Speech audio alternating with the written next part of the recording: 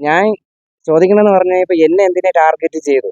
ഇപ്പൊ ഞാൻ ഇത് ചെയ്തത് തെറ്റാണെങ്കിൽ ഞാൻ അത് അക്സെപ്റ്റ് ചെയ്യുന്നുണ്ട്. അത് 1000 ഒരു 5000-ത്തിനകത്താണെങ്കിൽ നമുക്ക് സഹിക്കാം. കഷ്ടപ്പെട്ടുണ്ടാക്കിയ പിന്നെ പൈസയാണല്ലേ? കഷ്ടപ്പെട്ടുണ്ടാക്കിയ പൈസയില്ല. ഇതൊരു സാധാരണക്കാർക്ക് ഏതെങ്കിലും കുടുംബത്തിന് ഇത് കൊടുത്താൽ 50,000 അല്ലെങ്കിൽ 5 ലക്ഷം കൊടുക്കാൻ ഞാൻ തയ്യാറാണ്. രക്ഷപ്പെട്ടാണ്. പിന്നെ അവർക്ക് ഒരു നേരത്തെ ആഹാരെങ്കിലും എന്നുള്ള ആയില്ലേ. കള്ള് ഷാപ്പിൽ പോയി കഞ്ഞിവെള്ളം കുടിക്കേണ്ട ദാരിദ്ര്യം ഇല്ല. അങ്ങനെയാണെങ്കിൽ വീട്ടിൽ ഇരുന്ന് കഞ്ഞിവെള്ളം കുടിച്ചാൽ പോയി. മാറിയ ഒരു പരിപാടി ആയിപ്പോയി. കാരണം അല്ലെങ്കിൽ പിന്നെ ആദ്യം എൻ്റെ അടുത്ത് സെറ്റിൽമെന്റ് പറഞ്ഞതാണ്. ഞാൻ ഈ ഒരു കള്ളും മറ്റേ വെള്ളത്തിന്റെ ഫീൽഡിലുള്ള ആളല്ല, അതുകൊണ്ട് എനിക്ക് അറിഞ്ഞുകൂടാ.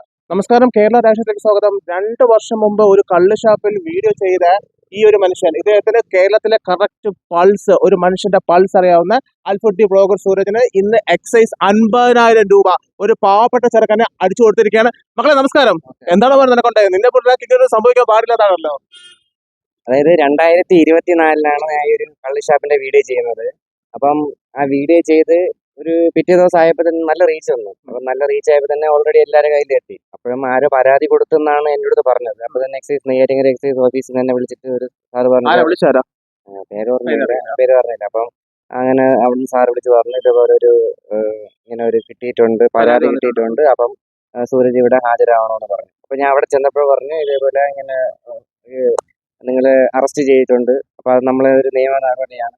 അറസ്റ്റ് റെക്കോർഡിക്കലി ചെയ്തിട്ടുണ്ടോ? റെക്കോർഡിൽ അവിടെ വിളിച്ച് വന്നപ്പോഴാണ് നമ്മൾ അറസ്റ്റ് ചെയ്യുന്നത്. അപ്പൊ വലിയ വേറെ ഒന്നുമല്ല, അവിടെ ഇരുത്തുക, അറസ്റ്റ് ചെയ്തു എന്നുള്ളത് അത്രേ ഉള്ളൂ. അപ്പൊ അവിടെ നിന്ന് ബാക്കി ഡീറ്റെയിൽസ് കാര്യങ്ങളെല്ലാം എഴുതിയെടുത്തു.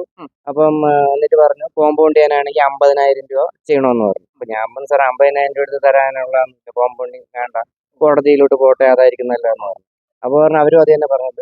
സാറുമാര് പറഞ്ഞു കോടതിയിൽ പോയി കഴിഞ്ഞാൽ ചിലപ്പോൾ ചെറിയ ഫൈനൊക്കെ ഉണ്ടാവുള്ളൂ, ചെറിയ എമൗണ്ട് നമുക്ക് സെറ്റിൽ ചെയ്യാൻ പറ്റും. അതായത് അല്ലെങ്കിൽ ചെറിയ എമൗണ്ട് വരുള്ളൂ എന്ന് ആദ്യമേ പറഞ്ഞിരുന്നു. ആ ചെറിയ എമൗണ്ട് വരത്തുള്ളൂ. അപ്പൊ 50,000 ഇപ്പൊ അടച്ച് ക്ലോസ് ചെയ്യേണ്ടെന്ന് അവരും പറഞ്ഞിരുന്നു. ഇത് മേളിൽ നല്ല പ്രഷർ ഉണ്ടായിരുന്നു. ഇപ്പൊ സൂരജിന് നല്ല സ്ട്രോങ് ആയിട്ടുള്ള ഒരു പരാതിയാണ് കിട്ടിയത്. ആരോ വേറെ വക്കീലിനൊക്കെ വെച്ചിട്ട് പരാതി കൊടുത്തെന്നൊക്കെയാണ് പറയുന്നത്. പരാതിക്കാരനെ കണ്ടറിഞ്ഞായിരുന്നോ? ഇല്ല, അത് അവര് വെളിയിൽ പറഞ്ഞിട്ടില്ല, ഡിസ്ക്ലോസ് ചെയ്തിട്ടില്ല. 2021 അറസ്റ്റ് ചെയ്ത സമയത്ത് ഒരാളെ എന്തൊക്കെ കാര്യങ്ങളാണ് അവന്റെ മൗലിക അവകാശം എന്നുള്ളത് കൂടി എക്സൈസ് അറസ്റ്റ് ചെയ്ത സൂരജിനോട് പറയാമായിരുന്നു. ഒരു വ്യക്തിയെ അറസ്റ്റ് ചെയ്യുന്നതിന് മുമ്പ് ഏത് കേസിലാണ്, എന്ത് കേസിലാണ്, ജാമ്യം കിട്ടുന്നതാണോ അതോ അദാലത്ത് വഴി ചെറിയൊരു പെറ്റി എമൗണ്ട് അടയ്ക്കേണ്ടതാണോ, ആരാണ് പരാതിക്കാരൻ, ഇതൊന്നും പറഞ്ഞില്ലല്ലേ? അല്ല, ഇത് അവിടെ വിളിച്ചു വരുത്തി ഇതുപോലെ അറസ്റ്റ് ചെയ്യുന്നു പറഞ്ഞു. അപ്പൊ വിട്ടയക്കണമെങ്കിൽ 2 ജാമ്യക്കാർ വേണമെന്ന് പറഞ്ഞു. അപ്പൊ തന്നെ ഞാൻ 2 ജാമ്യക്കാരെ അറേഞ്ച് ചെയ്തു. അപ്പൊ ഡീറ്റെയിൽസ് എല്ലാം എഴുതി വെച്ചിട്ട് അപ്പൊ തന്നെ എന്നെ വിട്ടയച്ചു. വേറെ പ്രശ്നമൊന്നുമില്ല, വിട്ടയച്ചു. പിന്നെ അത് കഴിഞ്ഞിട്ട് കോടതിയിലോട്ട് കേസ് പോട്ടെ എന്ന് പറഞ്ഞു. അങ്ങനെ ഇത് കഴിഞ്ഞിട്ട് ഇപ്പൊ 2026 ആയപ്പോഴാണ് എന്നെ അവിടുന്ന് സാറ്, എന്നെ അല്ല നമ്മൾ കൂടെ ഉള്ള ആളാണ് വിളിക്കുന്നത്. സൂരജ്, ഇതേപോലെ സൂരജിന്റെ ഒരു കേസ് വന്നിട്ടുണ്ട്, അപ്പൊ അതിന് ഫൈനായിട്ട് അടയ്ക്കണം, 500 രൂപയാണ് ഫൈന്. അത് അടച്ച് ക്ലോസ് ചെയ്യാൻ പറഞ്ഞു കോടതിയിൽ. അപ്പൊ എന്നിട്ട് ഞാൻ തിരിച്ചു വിളിച്ചു സാറിനെ തിരിച്ചു വിളിച്ചിട്ട് ചോദിച്ചു, സാർ എത്രയാണ് കറക്റ്റ് ആയിട്ട് ഫൈൻ? അത് 500 രൂപയാണ് ഫൈൻ ആവണത്, ഒരു 1000 രൂപ കയ്യിൽ വെച്ചോളാൻ പറഞ്ഞു. അപ്പൊ അവർക്ക് ഒരു ഇതില്ല, 500 ആണോ 5000 ആണോ 10000 ആണോ 20000 അവർക്കൊരു നിശ്ചയമില്ല. അവർ 50,000 എൻ്റെ അടുത്ത് പറഞ്ഞിട്ടില്ലായിരുന്നു. 50,000 27,000 ആ കണക്ക് എൻ്റെ അടുത്ത് പറഞ്ഞില്ല. ആദ്യം 2024 പോയി ഞാൻ പോയതാണ്. അപ്പൊ നമ്മൾ വേറെ തെറ്റ് ചെയ്തിട്ടില്ലല്ലോ. അപ്പൊ കള്ളുഷാപ്പിന്റെ വീഡിയോ ഇട്ടുകൊണ്ടാണ് സൂരജ് ഇത് ചെയ്യാൻ പാടില്ല എന്ന് പറഞ്ഞപ്പോൾ തന്നെ ഞാൻ സാറേ എനിക്ക് അറിയില്ലായിരുന്നു, ഞാൻ അപ്പൊ തന്നെ വീഡിയോ ഡിലീറ്റും ചെയ്ത് കളഞ്ഞു. ഡിലീറ്റ് ചെയ്തതിന് പിറ്റേന്നാണ് ഞാൻ അവിടെ സ്റ്റേഷനിൽ പോണത് തന്നെ, നെയ്യാറ്റിൻകര സ്റ്റേഷനിൽ പോണത് തന്നെ.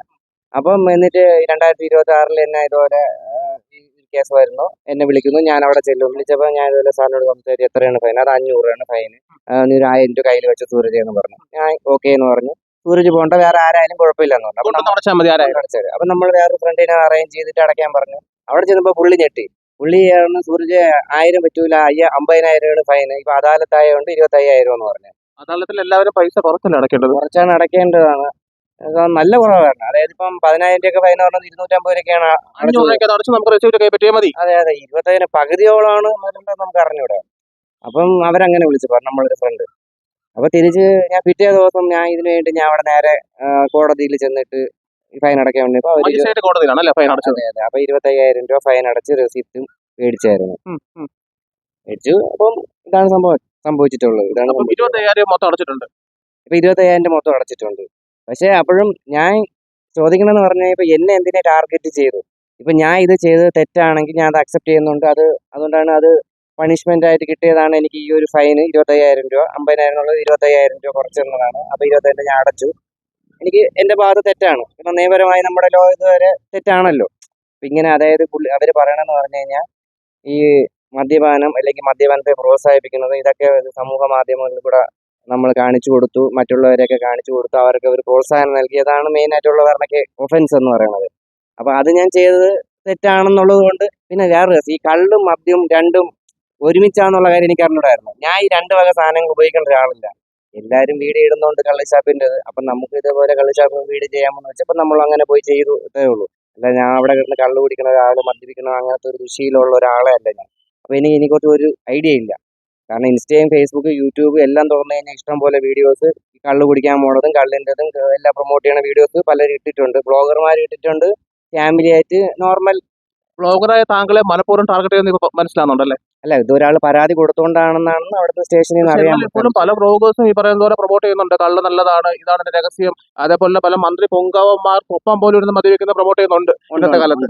അവർക്കാർക്കും ഫൈനും ഇല്ല, പിഴയും ഇല്ല. അവർക്കാർക്കും ഫൈനില്ല. ഈ കള്ളെന്ന് പറയാൻ പാടില്ല എന്നാണ് അവർ പറയുന്നത്. അതായത് കള്ളു കുടിച്ചോ, കള്ളു ഷാപ്പിൽ പോയി വീഡിയോ ചെയ്തോ എല്ലാം ചെയ്തോ, കള്ളിന്റെ സ്ഥാനത്ത് നമുക്ക് സോമരസം അങ്ങനെ എന്തെങ്കിലും പറയാം. കള്ളിന്റെ സ്ഥാനത്ത് ഇപ്പം പുതിയ ഒരു ട്രെൻഡ് എന്ന് പറഞ്ഞാൽ എല്ലാ ബ്ലോഗർമാരും പറയുന്നത് കഞ്ഞി വെള്ളമെന്ന് പറയും, പിന്നെ കാടി വെള്ളമെന്നും, അല്ലെങ്കിൽ പിന്നെ എന്താ പറയാ ഒരു സോമരസമെന്ന്, അല്ലെങ്കിൽ അമൃതെന്ന്, അങ്ങനെ ഏതെങ്കിലും, അല്ലെങ്കിൽ നമ്മൾ കരിക്ക് കുടിക്കാൻ പോണ്, അല്ലെങ്കിൽ പച്ചവെള്ളം കുടിക്കാൻ പോണ്, ആ രീതിയിൽ. അതായത് മുമ്പ് ഒരു യൂട്യൂബറിന് ഒരു കേസ് വന്ന് ജയിലിലായ ഓർമ്മ ഉണ്ടല്ലോ. അപ്പൊ പുള്ളിക്കാരൻ അതിനുശേഷം പിന്നെ തേയില വെള്ളമൊന്നും പെപ്സിന്നും എന്ന് പറഞ്ഞിട്ടുള്ള കാടി വെള്ളം എന്ന് വരെ പറയേണ്ട അവസ്ഥയായി. അപ്പൊ അങ്ങനെ എന്തുകൊണ്ട് ഇതിന് എന്നാൽ മൊത്തത്തിൽ സ്റ്റോപ്പ് ചെയ്യണം. വേറൊരു സംഭവമൊക്കെ ആണെങ്കിൽ നമ്മൾ ഇൻസ്റ്റാഗ്രാം, ഫേസ്ബുക്ക്, ഇതിൽ എല്ലാത്തിലും കള്ളെന്ന് പറഞ്ഞുകൊണ്ട് ചെയ്ത വീഡിയോസ് ഇപ്പോഴും കിടപ്പുണ്ട്. അതും ഡിലീറ്റ് ചെയ്തിട്ടില്ല, ഫൈനും ഇല്ല. അത് മാത്രമല്ല നമ്മുടെ പ്രമുഖരായിട്ടുള്ള പല ചാനലുകാരും നടത്തി മാധ്യമങ്ങളും ഇട്ടിട്ടുണ്ട്. അവരേലും അതും അവരുടെ ഈ എന്താ പറയാ ആങ്കേഴ്സ് പോയിട്ട് കള്ള് കുടിക്കണത്.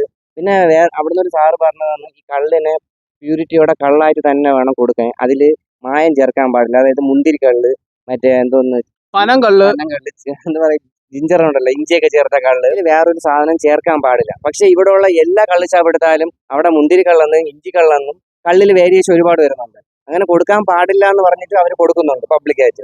അപ്പൊ അതിനൊന്നും പ്രശ്നമില്ല. അവരെ ആരും പിടിക്കാതെ നിന്നെ തന്നെ മനഃപൂർവ്വം ടാർഗറ്റ് പിടിച്ചിട്ടുണ്ടെങ്കിൽ അതിന്റെ പിന്നിൽ എന്താ ഉണ്ട്? എനിക്ക് സത്യത്തിൽ ഞാൻ ഇതിപ്പോ നമ്മുടെ ഇവിടുത്തെ ഇത് നോക്കുകയാണെങ്കിൽ തെറ്റാണ് ഞാൻ ചെയ്തത് എന്നുള്ളത് ഓക്കെയാണ്, ഞാൻ അക്സെപ്റ്റ് ചെയ്യുന്നു. ഈ പയ്യൻ തിരുവനന്തപുരം ജില്ലയിൽ ഒരു മാതൃകയാണ്. കാരണം അവൻ തെറ്റ് ചെയ്തിട്ടില്ലെങ്കിൽ പോലും അവനത് അംഗീകരിക്കുന്നു. അവൻ അറിയില്ല, അവൻ അവയർനെസ് ഇല്ല, കള്ളിനെ എന്ത് പേരിൽ സംബോധന ചെയ്യണമെന്ന് അവൻ അറിയാതെ പോലും പാവപ്പെട്ടവൻ 50,000 രൂപ ഇന്ന് കേരള എക്സൈസിന് തിന്നാൻ കൊടുത്തു. എന്റെ ബാക്ക്ഗ്രൗണ്ട് ചെക്ക് ചെയ്യാം, ഞാൻ എങ്ങനത്തെ വീഡിയോ ആണ് ചെയ്യണത്, അല്ലെങ്കിൽ ഞാൻ എന്തൊക്കെയാണെന്നുള്ളത് എന്റെ ബാക്ക്ഗ്രൗണ്ട്. ഞാൻ അങ്ങനത്തെ ഒരാളല്ല. അങ്ങനെ ചെയ്യണവരാണെങ്കിൽ ഓക്കെ, പറഞ്ഞിട്ടും കേൾക്കാതെ ഇവനൊരു ഫൈൻ അടിച്ചു കൊടുക്കാം എന്ന് വാണിംഗ് തരാമായിരുന്നു എന്നാണ് ഇപ്പൊ പറഞ്ഞത്. എനിക്കൊരു വാണിംഗ് തരായിരുന്നു. അല്ലെങ്കിൽ ഞാൻ പറഞ്ഞു സാറേ എനിക്ക് അറിഞ്ഞൂടാ. ഞാൻ സത്യത്തിൽ എന്നെ പിടിച്ചപ്പോൾ ഞാൻ പേടിച്ചു പോയി. കാരണം എനിക്ക് പോലീസ് സ്റ്റേഷനും എനിക്ക് അറിഞ്ഞൂടാ. അപ്പൊ ഞാൻ എന്നെ അറസ്റ്റ് ചെയ്തപ്പോൾ അവിടെയുള്ള സാറുമാര് തന്നെ പറഞ്ഞു, സൂര്യയെ പേടിക്കേണ്ട കാര്യമൊന്നുമില്ല, ഇതൊക്കെ ഒരു ചെറിയൊരു ഫോർമാലിറ്റിയാണ്, വേറെ പ്രശ്നമൊന്നുമില്ലാന്ന്. പക്ഷെ അപ്പൊ ഞാൻ പ്രതീക്ഷിച്ചു ചിലപ്പോൾ നമുക്ക് അന്നേം പറഞ്ഞു ചെറിയൊരു ഫൈനേ വരുള്ളൂ. ഞാൻ വിചാരിച്ച 500, 5000 അല്ലെങ്കിൽ അതിനകത്തൊരു ഫൈനേ വരുള്ളൂ. ഇത്ര വലിയ 25,000 വരുമെന്ന്, അല്ലെങ്കിൽ 50,000. വിശ്വാസവഞ്ചന നമ്മുടെ കേരള എക്സൈസ് കാണിച്ചതിന് തൊട്ട് പിന്നാലെ നിങ്ങൾക്ക് പരാതിയോ അങ്ങനെ എന്തെങ്കിലും തുടർ നടപടിക്ക് പോകാൻ താല്പര്യമുണ്ടോ? അല്ല, ഇല്ല, ഇത് വേണമെങ്കിൽ ഇപ്പൊ എനിക്ക് 25,000 അടയ്ക്കാതെ ഞാൻ അവിടെ 2-3 വക്കീലന്മാർ ചോദിച്ചപ്പോൾ പറഞ്ഞു സൂര്യന് വേണമെങ്കിൽ ഇതിനെ നമുക്ക് ചലഞ്ചിങ്ങിന് പോകാൻ പറ്റുന്നു. പക്ഷെ 25,000 ഞാൻ ഇപ്പൊ അടച്ച ഇതിവിടെ തീർന്ന്. പക്ഷെ ചലഞ്ചിന് പോകുമ്പോൾ ഞാൻ ഇനി വക്കീലിന് പൈസ കൊടുക്കണം. അത് എത്ര കൊടുക്കാൻ പറ്റുന്നു? ഇവരെന്നെ കൊണ്ടിട്ട്, വക്കീലന്മാരല്ലേ, അവരെന്നെ കൊണ്ട് ഒരു വഴിക്ക് കൊണ്ടുപോകും. ചിലപ്പോൾ 25,000 ചിലപ്പോൾ 1,00,000 ഞാൻ പോകും. അപ്പൊ എന്റെ സമയം പോയി. ഇന്നലെ തന്നെ എന്റെ ഒരു ദിവസം മൊത്തം പോയി. പല കാര്യം ചെയ്യേണ്ടത് എന്റെ ഒരു ദിവസം മൊത്തം പോയി. കോടതിയിലും അവിടെ ഇവിടെയൊക്കെ നടന്ന് എന്റെ സമയം പോയി. അങ്ങനെ അപ്പൊ അതിനെക്കാട്ടി നല്ല ഇത് അടിച്ച് തീർത്ത് വിടുക. ഇന്ന് ഒരു ഹ്യൂമാനിറ്റി, അതാണ് നമ്മുടെ ആൾക്കാരുടെ പ്രശ്നം കേട്ടോ. അപ്പൊ നമുക്കൊരു പ്രശ്നം വന്നു കഴിഞ്ഞാൽ ഇവരിത് ഫൈനടച്ച് തീർത്ത് അവരുടെ അവിടെ സോൾവ് ആയി. അതിന്റെ പിറകെ പോകാത്തതിന്റെ കാര്യം വീണ്ടും സമയങ്ങൾ പോകും, സമയം ചെലവ്, നാണക്കേട്, രണ്ട് മുഖം കാണിക്കേണ്ട അവസ്ഥ വരുമല്ലോ. പിന്നെ അത് മാത്രമല്ല പല ബ്ലോഗർമാർക്ക് ഇത് കിട്ടിയിട്ടുണ്ടെന്നാണ് അറിയാൻ കഴിഞ്ഞത്. പക്ഷെ ആരും പുറത്ത് പറയുന്നത് അത് തന്നെ ഒതുക്കി മാറി. അല്ലാതെ പുറത്ത് പറയാതിരുന്നത് തെറ്റാണ്. കാരണം പറഞ്ഞു കഴിഞ്ഞാലല്ലേ ഇപ്പം എന്റെ ഇപ്പൊ ഈ വീഡിയോ കാണുന്ന ആൾക്കാർ ഒരാള് മുന്നിൽ വന്നിരുന്നെങ്കിൽ നിനക്ക് 75,000 പോവില്ലായിരുന്നു. ഇല്ല, എനിക്ക് ഇത് ഇപ്പൊ ഇങ്ങനത്തെ ഒരു അവയർനെസ് ഉണ്ടായിരുന്നെങ്കിൽ ഞാൻ ഒരിക്കലും ഞാൻ ഇത് ചെയ്യൂലല്ലോ. ഭാഗത്തേ പോവില്ല, അവിടെ പാമ്പൊട്ട് കടിക്കുമല്ലേ. ഇല്ല, ഈ കള്ളിനെടുത്ത് കാണിച്ചിട്ട് ഞാൻ കള്ളെടുത്ത് കാണിച്ച് വെച്ചിട്ട് കഞ്ഞോളം എന്ന് പറഞ്ഞാൽ മതി. ഒരു പ്രശ്നമില്ലല്ലോ. കളിയാക്കലാണ്. എന്നാലും ഇപ്പൊ എക്സൈസിനാണെങ്കിൽ ഗവൺമെന്റിനെയും വെല്ലുവിളിക്കും പോലെ ഒരു കളിയാക്കലാണ് എല്ലാ വ്ളോഗർമാരും ചെയ്യണത്. കഞ്ഞിവെള്ളം എടുത്ത് ഇത് കാടി വെള്ളമാണെന്നും കഞ്ഞിവെള്ളമെന്നും പറയണത്. അപ്പൊ അത് ഞാൻ പറഞ്ഞില്ല എന്നേ ഉള്ളൂ. ഞാൻ ഓപ്പൺ ആയിട്ട് കള്ളെന്ന് പറഞ്ഞു. എന്തായാലും കേരളത്തിലെ എല്ലാ ബ്ലോഗേഴ്സിനും ഇതൊരു പാഠമായിരിക്കണം. ഒരുത്തൻ വന്ന് എനിക്കുണ്ടായ ദാരുണമായ സംഭവം അല്ലെങ്കിൽ എക്സൈസിന്റെ ഭാഗത്ത് നിന്ന് ഇതിന് മുമ്പ് ഒരു പരാതിയുണ്ട്, അല്ലെങ്കിൽ ഞാൻ ഇങ്ങനെയൊക്കെ ചെയ്തു, എന്നെ അവർ പിടിച്ചു, ഇങ്ങനെ ഞാൻ കുറെ ഫൈൻ അടച്ചു എന്നൊരു അവയർനെസ് കൊടുത്തിരുന്നെങ്കിൽ ഈ പാവപ്പെട്ട നന്മമരത്തിന് 25,000 രൂപ എക്സൈസിന് തിന്നാൻ കൊടുക്കേണ്ട സാഹചര്യം ഉണ്ടാവില്ലായിരുന്നു. ഇനിയെങ്കിലും ഇതുപോലത്തെ ഉള്ള കള്ളുഷാപ്പിന്റെ വീഡിയോ ചെയ്യണവർ ഓർത്ത് വെക്കുക. ഇപ്പൊ ഞാൻ പറയണത് ചിലപ്പം പല ആൾക്കാർക്ക് ഇതൊരു അവയർനെസ് ആയിരിക്കും, അറിഞ്ഞൂടാത്ത. കാരണം ഞാൻ ഇന്നലെയും വീഡിയോസ് ഒക്കെ പലതും ചെക്ക് ചെയ്തപ്പോൾ മനസ്സിലാക്കാൻ സാധിച്ചെന്ന് പറഞ്ഞു കഴിഞ്ഞാൽ എല്ലാവരും കള്ളെന്നൊക്കെ പറഞ്ഞ് പല പല വീഡിയോസ് ഞാൻ കണ്ടായിരുന്നു. അപ്പൊ അതൊക്കെ ഒഴിവാക്കുക. കാരണം വെറുതെ എന്തിന് നമ്മളെ കയ്യിൽ അധ്വാനിച്ച പൈസയാണ് ഒരു ദാക്ഷിണ്യം ഇല്ലാതെ ആയിരിക്കും അടിച്ചു തരണത്. ഇത് അദാലത്തിൽ വന്നോണ്ടാണ് 25,000 രൂപ, ഇല്ലെങ്കിൽ 50,000 രൂപ ഞാൻ അടയ്ക്കേണ്ടി വന്നു തന്നെ. പിന്നെ അതിന്റെ പിറകെ പോകുന്നുള്ളത് ചടങ്ങാണ്. അപ്പം കള്ളെന്നുള്ളത് ഒഴിവാക്കി കഞ്ഞിവെള്ളം എന്ന് പറഞ്ഞ് വീഡിയോ ചെയ്താൽ കുഴപ്പമില്ല. അത് മാത്രമേ പറയാനുള്ളൂ. മതിയായി, പഠിച്ചല്ലേ എക്സൈസിന്റെ ഭാഗത്ത്. അത്രേ ഉള്ളൂ. ആൽഫുട്ടി സൂരജിനുണ്ടായ ഇത്തരം ക്രൂരകൃത്യം ഇനി മറ്റൊരു ബ്ലോഗറിനും ഉണ്ടാവാതിരിക്കാൻ എല്ലാവരും ഒന്ന് ശ്രദ്ധിക്കുക. കഞ്ഞിവെള്ളം, അതേപോലെ തന്നെ കള്ള് എന്നൊരു വാക്ക് ഉപയോഗിക്കാൻ പോലും പാടില്ല. കേരള രാഷ്ട്രത്തിന് വേണ്ടി ക്യാമറമാൻ സുരാജ് മാൽപ്പനോടൊപ്പം news reporter Sivaprasad signing out.